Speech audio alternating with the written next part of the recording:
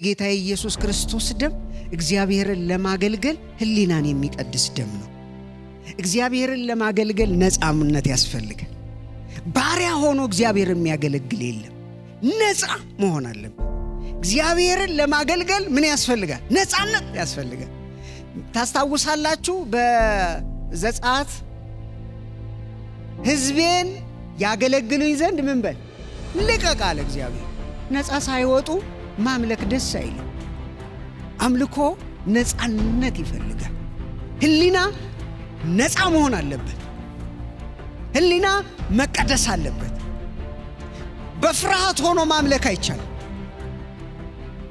ለዛ ነው የሚፈራ ሰው በልቡ ፍቅር የለም የሚለው። አምልኮ በፍቅር ነው። አምልኮ በነፃነት ነው። ይሄ ነፃነት ደግሞ በእንስሳት ደም አልመጣም፣ በኢየሱስ ደም ነው የመጣው።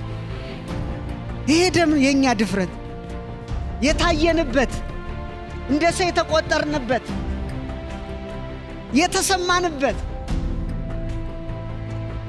የኢየሱስ ደም ነው ቁም ነገራችን። የኢየሱስ ደም ነው ክብራችን። ሃሌሉያ።